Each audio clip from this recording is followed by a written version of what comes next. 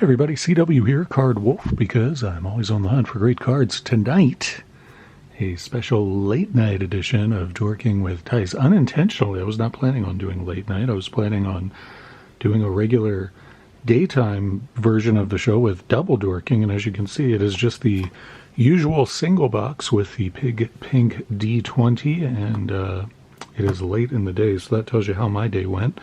Did not get around to doing anything like this today, unfortunately, but at least I made some time tonight. We'll see how many times I get interrupted. My daughter is roving around, and she's got her battle axe out, so not literally, I'm being figurative. We don't give our 3-year-old a battle axe yet. We haven't trained her properly, but yeah, she's on the war path, so I may get interrupted. We'll see how that goes. But anyway, if you are interested to know how this all works, I roll this big pink D20, and it corresponds to the 20 vintage packs in the Magic box. Tonight, it is a mix of vintage football and vintage hockey from the 80s and 90s, and we'll see how many packs we get to. There's a lot. I added a whole bunch of new packs to the box early this morning, thinking that I would get a chance to make a second box, but I didn't even get a chance to make the video, so there you have it. Let's see what we get to open today on Dorking with Dice, late night version. Thanks so much for joining me tonight. Hope you guys had a good Friday and have a great weekend planned. Our first pack today will be pack 14. The 1, 10, and 20 packs are special packs, and I have previewed those several times. They've been in the box now for at least 3 or 4 episodes, so you all know what those are. The 10 pack is this Donruss Priority pack for hockey. Let's see what the 14 pack is, which is what we rolled. There's 11, 12, 13, and 14 is Pro Set 1992 Series 1 with 4 bonus holograms randomly inserted. This is a pretty sweet pack, and I have not opened one of these on the show probably for a couple of years. I don't have too many of these, and this was one of the new ones I added. I think I've only ever opened this once on the show, and it was quite a long time ago, so excited to get into this Pro Set pack. I don't usually say that about Pro Set, but this, I think, if I'm remembering correctly, this should be a pretty good one. We got some propaganda card there that will accompany that to the circular file. And then here you go. Chip Lowmiller starts things off here in kicking fashion. That is a scoring leader card. He was apparently the statistical scoring leader for the NFL that year, which is kind of weird to imagine, but there you have it. No photos on the back because these are Pro Set cards and they didn't do that. Andre Collins wrestling, looks like Emmitt Smith to the ground there. Andre Collins, the linebacker. Two Washington football team cards to start things off. Hall of Famer Steve Young running for his life. He's about to get tackled by, can't quite tell who that is, but it is a Charger. I'm not sure who it is, but nice Steve Young card there. Oh, there are photos on the back. Steve Young talking on the corded landline telephone. He's probably calling somebody to ask questions about what he needs to do to be a better quarterback. Maybe he's calling, I don't know, George Seifert or somebody. I'm not sure who that is. We got Dave Krieg, another quarterback there. Plan B. Wow, that's rude. Dave Krieg, I guess, was a backup quarterback and was therefore relegated to Plan B status. That's rough, man. And then we got Steve Young again, a double Steve Young pack. He was the passing leader that year, apparently. But I guess the leader cards don't have photos, but the regular base cards do. I guess that's what's going on. This is a punter. It's not a kicker. It's Rich Camarillo, who was in the league for at least a couple of decades. I feel like he was in the league for a long time. Andre Tippett, very good linebacker there for the Patriots, and Eric Bieniemy, a good running back. Bieniemy was a great running back in college and a really good one in the NFL. Rod Woodson, the Hall of Fame cornerback. They also have him listed as a kick returner, which he did do for most of his long career in the NFL. Steve Walsh, no relation to Bill Walsh that I'm aware of, but perhaps he is. I'm sure one of you guys will correct me if I'm wrong. These are backwards and upside down. Not sure why that is. Dennis Green, the coach there. Forgotten that coaches get cards in Pro Set, but apparently they do. Dennis Green, the coach for the Vikings, got an all-pro card there. Ronnie Lott, the Hall of Famer. And John Mackey, Hall of Fame tight end. We got a playoff card of the Redskins back in those days. Now they're the Commanders, and we're the Washington football team, and there's the Dallas Cowboys, spirit of the game. Cowboys and the Washington football team fans yucking it up there. Where's that Andre Tippett card? I want to leave that one on the top. I really liked him and always thought he was a really good, underrated player. That was a nice pack. Got some Wolfler cards with Steve Young, and there might be a couple other ones in there that I wind up keeping. I had a good time with that pack. That was pack 14. Let's see what pack number 2 is going to be on tonight's episode. Dorking with Dice, it's going to be pack 8, so we go back to pack 10 here. And then 9 and 8 is a hockey pack, so that's pretty sweet. We get a football and a hockey thus far on tonight's episode of Dorking with Dice. This is 1995-96 Collector's Choice Hockey. And this is the retail version, which has its own special insert, and I can't remember what it is. Every pack, though, gets you a Players Club or Platinum Players Club card, and, you know, Late Night Dorking, that is for the Players Club. Yes, let's see what is in here. Got possibility of getting a Gretzky out of here and several other Hall of Famers out of this. And Upper Deck packs, always good for baking potatoes. Let's see what we have here. These are slightly bricked, but not too bad. This is a Players Club card of Pat Falloon there with the Sharks. I remember him being with other teams than the Sharks, but I guess he did end up playing for the Sharks for a good part of his career. I'd forgotten that for some reason. Scott Niedermayer there from the Devils. Good player for them quite a long time. Flip this over. We got Bonk. Who is this?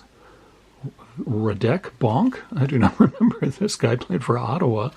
Radek Bonk. Wow, that is a great hockey name, but I don't remember that guy at all. There's Trevor Linden. I certainly remember him. Shout out to Rob at Bucks and Six, who's a big Canucks fan. Trevor Linden, one of the all-time great Canucks, in my opinion. Well, these are just slightly stuck, but I don't think I'm seeing any ink loss here. Mike Vernon, goalie for the Red Wings there, good Detroit player. And Stanley Nakar, another Ottawa player there, doing a split. And he doesn't look like he has the build to be doing splits, personally. That's what I think. Jesse Belanger for the Panthers. And we got, oh, wow, very nice card here of Mike Naslund. Very up-close and personal card. I'll bring it even closer for you so you feel like you're just standing right next to him when you're out on the ice there. Looks like are they warming up? No, I think that's an actual game shot there of Naslund. Different photos on the back, which I always enjoy and speak highly of. There is Lindsay. Who is this? Bill Lindsay. Bill Lindsay there for the Panthers as well. We got a European Junior Championships card of Nicholas Anger, or was it Anger or Anger? I can't remember. I don't think it was pronounced Anger, but I couldn't tell you how it was pronounced. That was a long time ago. John LeClair, a nice first-team All-Star card. That's a pretty card. I like that one a lot. That is a Hardware Heroes, so I think this could be an insert, perhaps? No, it is a regular, just a subset base card of John LeClair. That's a pretty card, though. I'm going to wolf layer that. I like it. And Rick Touche finishes off this pack of 95 Collector's Choice Hockey for us. There he is doing his stretches before the game. You don't really see shots like that much on hockey cards these days, but there he is getting his stretching in. You got to do that. You got to limber up before the game starts or else you get cramps, and nobody wants that unless it's the band. Let's see what our third pack is on tonight's show. All the way back to the pine trees, we get pack 6. So that was 8. 7 and 6 is right here. It's another hockey pack. It is Leaf.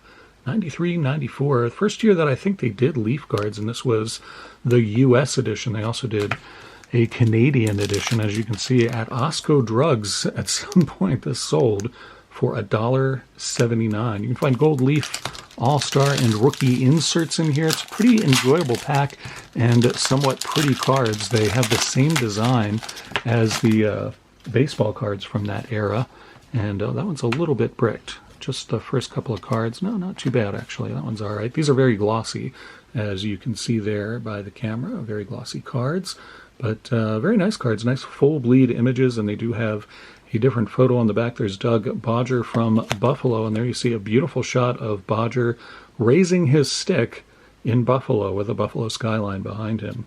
I've been to Buffalo before, and I couldn't have told you that was Buffalo, but I guess it must be. Pavel Bure here. We'll flip this whole thing over. Pavel Bure is getting clobbered on the head by his goal. I don't know what's going on there. Looks like somebody is celebrating something. It's probably Bure scored a goal. There he is in Vancouver, skating about in Vancouver, which is a wonderful city that I've been to, and I like it a lot. Eddie Belfour, Hall of Famer there. Nice to see that one. See what Chicago looks like. Would I recognize that as Chicago? That looks like Chicago has a lot of distinctive buildings, and those are not them. That's what I have to say about that. Nice card of Sylvain Cote, who looks like he is suffering some sort of groin injury there. He looks very uncomfortable. We got Oof Dahlin. That's probably the sound that Sylvain made when he got shot in the ribs there with the end of a hockey puck. I'm not sure what happened there, but Oof there. And Kirk Muller, good player there for the Canadiens. We got Scott Young skating and looking slightly afraid for Quebec. The Nordiques, always nice to see those old uniforms.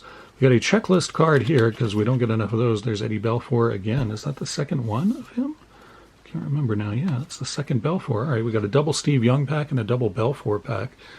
Interesting to see that. He wins the Jennings Trophy and the Vienza Trophy as well. There's the checklist. And we flip this over to see Wendell Clark looking as though he has toked up before the game. Wendell Clark looking completely out of it there. But yet, the captain for the Maple Leafs, which would tell you about why they did what they did in 1993, Dave Manson there. And Brian Leetch, very, very good player there for the Rangers, longtime NHLer, and a very good one, Peter Bondra. Good player as well. Peter Bondra's career didn't really go the way I think a lot of people thought it would, but he was a very good player for a long time. Adam Creighton, skating along the boards, and Joe Nieuwendyk. I hear, whenever I get a card by this player, I pronounce it, and then no matter how I pronounce it, invariably someone comments, no, that's not how you pronounce it, Card Wolf, it's this other way. So, Nieuwendyk,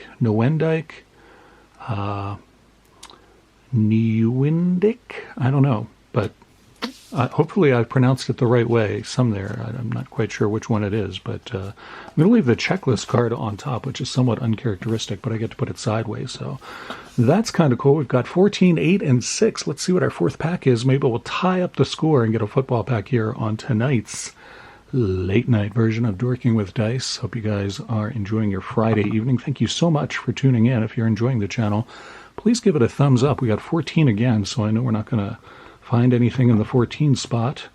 7, well, that's crazy. It's been happening a lot. We get these numbers that are grouped together. That has never really happened before. In the years I've been doing this show, I've never had a run like this where I get like 3 numbers that are all consecutive. They don't always show up consecutively, but they all are grouped like that on these episodes. If you go back and watch the last 3 or 4 episodes, you'll see that. So this is pack 7 because we opened 8 and we just opened 6. So this is 7.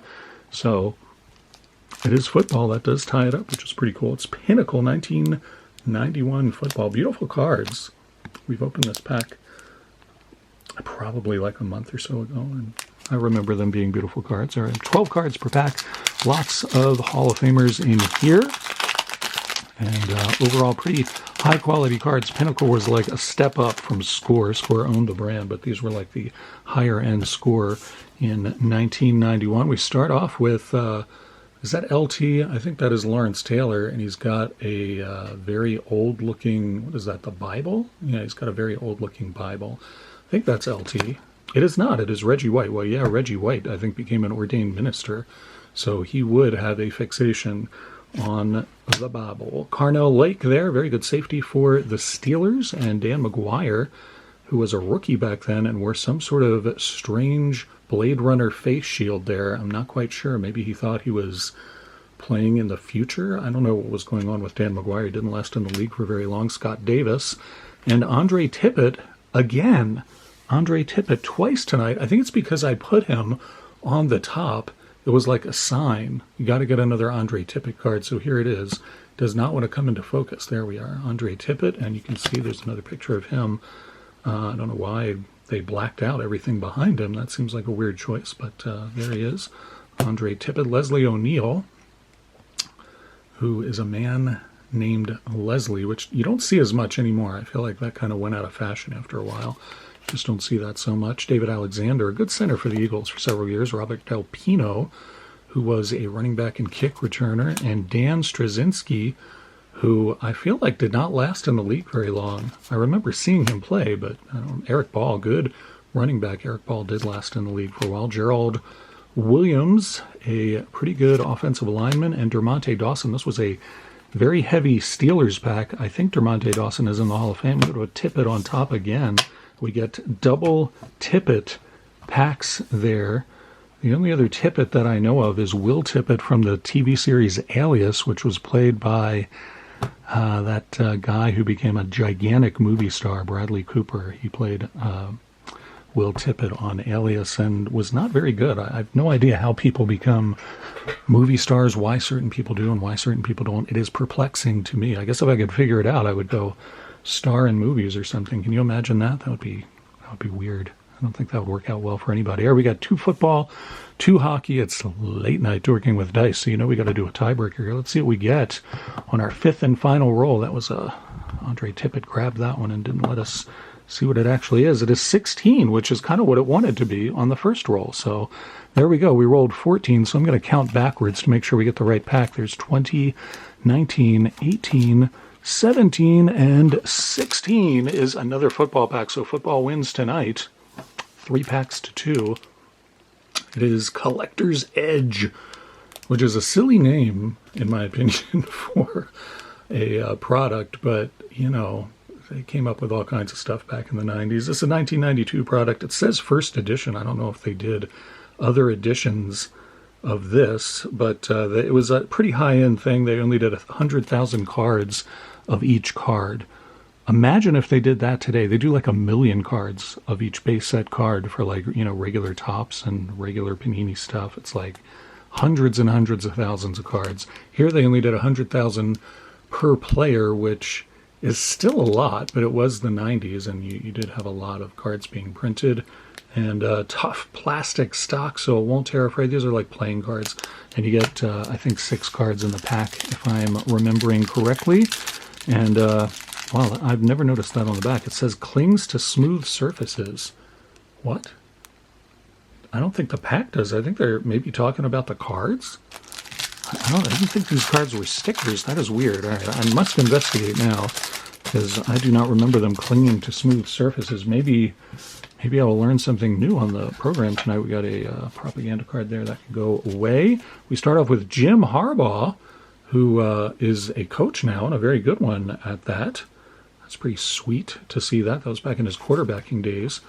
And, oh yeah, okay. So this is the protective liner so that they don't stick together, which I give a gigantic thumbs up to. They should have done that with Stadium Club and several other glossy type cards, but they did it to these. I wonder if these are definitely not stickers. I wonder if you moistened the back, gave them like a good lick, just like that, you could just put them right up on the wall and they'd stick. Maybe that's what they're implying there. I don't know. Eric Metcalf, shout out to Surf North, who is a huge Browns fan and always likes to get the vintage Browns cards. Eric Metcalf. Dan Saliamua, very good defensive player, defensive lineman there. Saliamua was he was a presence. He was definitely a game disruptor back in his day. Chris Carter, excellent wide receiver, being covered there by Aeneas Williams by the looks of things. We got Paul Gruber, and our last card here is Ernie Jones, who was ostensibly a wide receiver for the card. Even Ernie Jones looks like he doubts himself being on the team. It's like, are you sure I belong here? I'm not so sure about this, but he was, at least for a little while. So there you go. I don't know who I'm going to put on top here. I guess I'll leave Harbaugh. I don't know. I'm not sure about that.